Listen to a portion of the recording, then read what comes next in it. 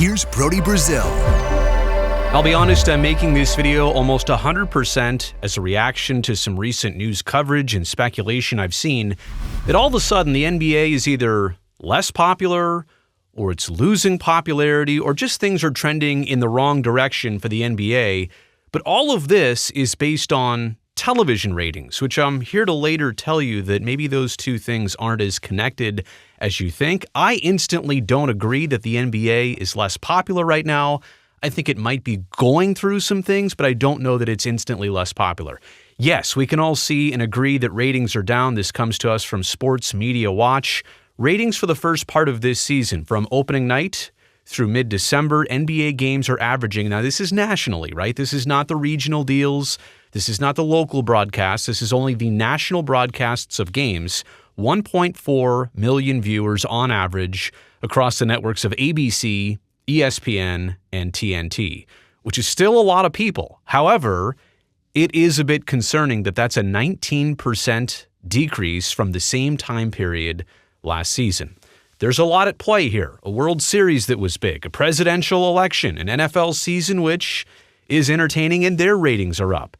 And I would also say if it were only a 9% decrease, there wouldn't be a conversation here. But 19%, that's definitely interesting. It's something to take note of, but I don't know that it's something to worry about. I also don't think you can put the connection between ratings and popularity together.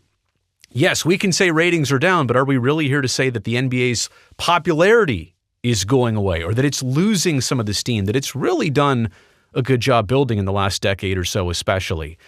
Yes, I will agree that media and national media is how a majority of fans consume the NBA. There's no question that media and ratings are the conduit to popularity. So that's how ratings and popularity are connected. You do need ratings to grow and to become a popular entity. There's no question about that. But if you're the NBA, you can look at a lot more than just ratings. How are the other metrics? Like, how is coverage of your league and your sport and your business? To be honest, everything I've seen, it looks like all of that is very much still trending and growing in the right direction.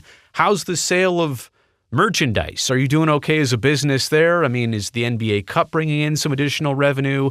Are you doing okay with normally how you would be as a business? How are the social metrics?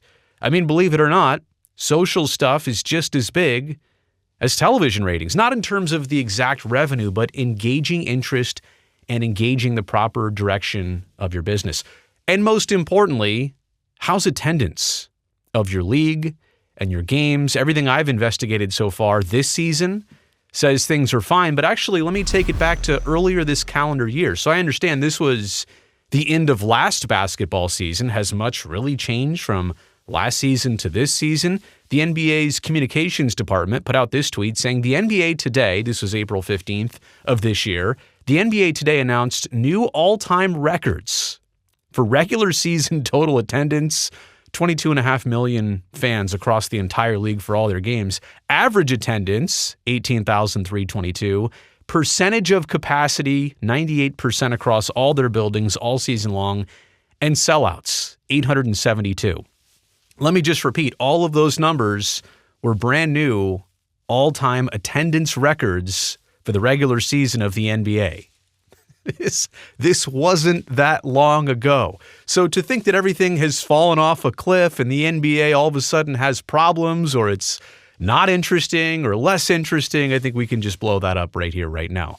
Let me get into some of the criticisms, address them, and I understand an immediate one is that, well, teams are shooting, or they're at least attempting, like 45 three-pointers per night.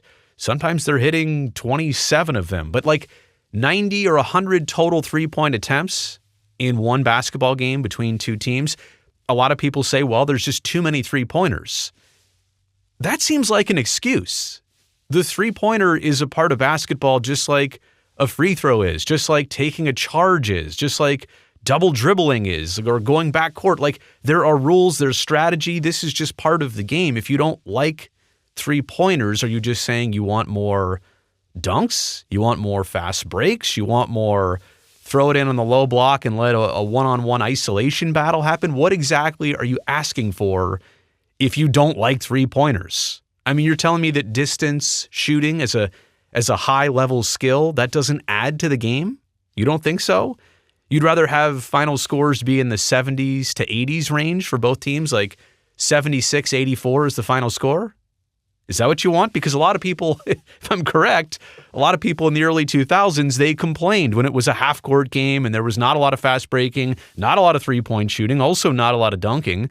It was just a half-court offense game, and yeah, it was kind of a low-scoring affair for both sides. So could we fix this? And I'm realizing this is crazy. Could we make dunks worth 3 points? If you really want to see more dunks, can we influence more dunks if that's really what you want out of this? How about a 4-point line? And you think I'm kidding. I'm not exactly kidding. I mean, when more than one NBA player, like more than Steph Curry, is pulling up from basically just inside the logo at half court and hitting those shots on a regular basis, when you've got bigs from behind the stripe hitting threes, I think the point is you're not that far away from adding a 4-point shot that makes sense and would be part of the strategy. So I know those last two things are kind of crazy, but I also think anybody who says there's too many threes attempted or hit, I think that's kind of a crazy and maybe even a lazy excuse. Now, load management. I can see this. I can understand this. It's definitely upsetting for ratings and also for people who bought tickets.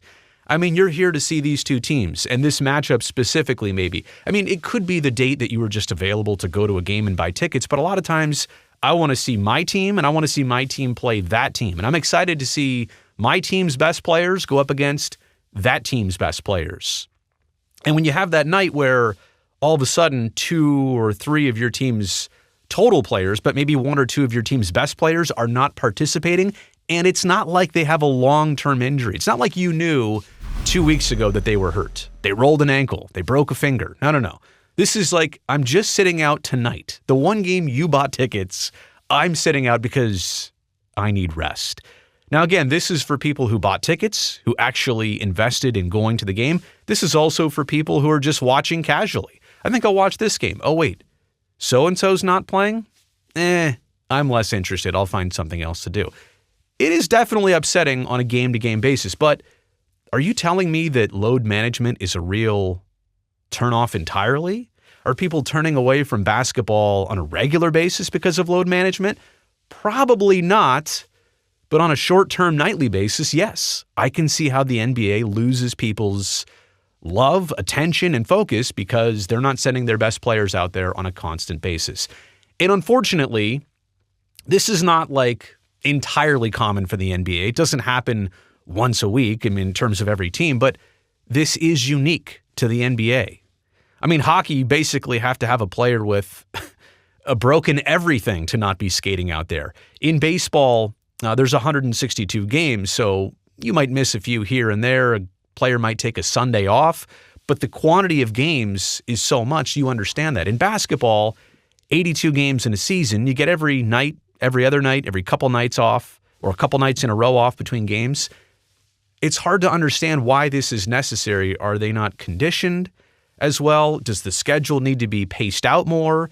Should there be fewer games? We know that'll never happen for the business aspect of basketball, but this is unfortunately unique to the NBA. Football doesn't have this. Baseball doesn't have this. Hockey doesn't have this. But the NBA has adopted load management as kind of part of their culture.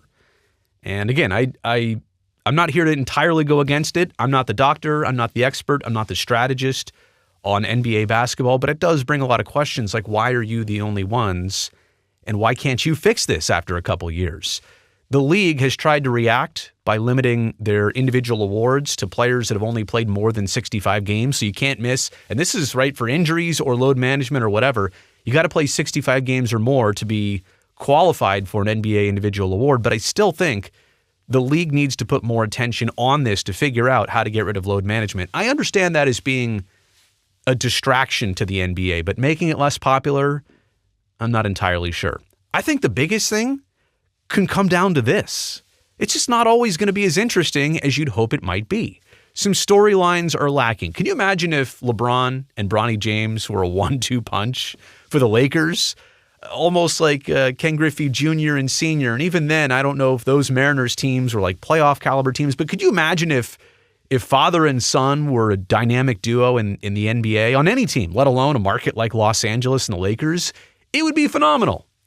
But it's not happening, right? Bronny's in the G League. It's not happening. And I know people in San Antonio are not necessarily going to like me saying this because this is just how the draft played out. But what if Wemby played in a major market that wasn't San Antonio? What if Victor Wembanyama was part of the Knicks or the Celtics or the Chicago Bulls? I guess what I'm alluding to here is that maybe some of the best players aren't necessarily positioned for the league and their marketing and attention and maybe even attendance. And again, Spurs fans, I'm not harping on you specifically, but things just aren't aligned optimally for the most attention like maybe they were a handful of years ago. I'm also here to say, in watching the NBA Cup for the second year round, it might be a cool thing, the in-season tournament. I'm not totally against it, but I also don't think at this juncture, at this point, it's not adding anything necessarily to the league, to the regular season, to the excitement level. It might someday down the road, but I still think there's some tweaking and some understanding of this in-season tournament to happen. And you know what? Steph Curry is a ratings saver. If you look at the league's top watched games, television ratings-wise, over the last couple of years, almost all of them involve Steph Curry. But he's 36, and the Warriors are not necessarily a given playoff team anymore on a year-to-year basis. You can't really ever count them entirely in or out. We'll see what happens this year. It's been a tale of two seasons so far, but Steph Curry's 36, and pretty soon you won't be able to count on the Curry bump like they always have been able to. And you know what? Here's another thing. NFL ratings are spiking. And at this point, the first half of the season, that's exactly what you're going up against on a semi-regular basis, and not necessarily on Sundays per se, but just throughout the week. Thursdays, Mondays as well, and just people's time and attention. So here are my takeaways, and I'll begin with this. Number one, it's not how this NBA season starts with ratings. It's how it finishes. Let's give it some time. This could be just a little bump in the road, little blip on the radar.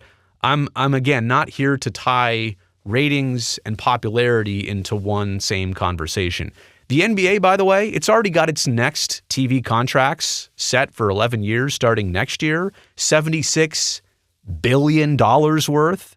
They're set through the year 2036. So they don't really need to worry about low ratings right now because their agreements, their deals are set for the future. I'm not here to tell you they're not worried about popularity. They are, but ratings and popularity are, again, two different things. TV ratings aren't the only metric to judge success. Again, I think if you look at your business, your social channels, your merchandise, your attendance, you can feel the buzz more than you can look at ratings. And by the way, have you ever understood how ratings are even measured on traditional linear television? There's no scientific way to actually get this 100% right, probably not even 75% accurate. It's not like streaming where they can tell how long you watched, what you tuned out for, what time you started, what time you ended. No.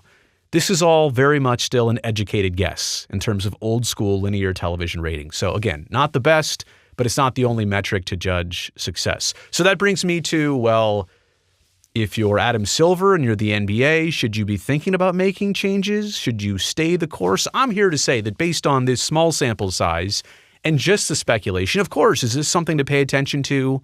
Yes. Do you entirely have control over this? Maybe to some degree, but not entirely. Should you go out and make any type of changes to try and alter course here? Probably not. Staying the course might seem like the most responsible thing to do. Or you could just get these two guys to play on the same team. Giannis and Steph, both in Golden State. There's still time, right? Like the trade deadline is still a ways away. Now that might help make the NBA more popular again, or at least around here in the Bay Area.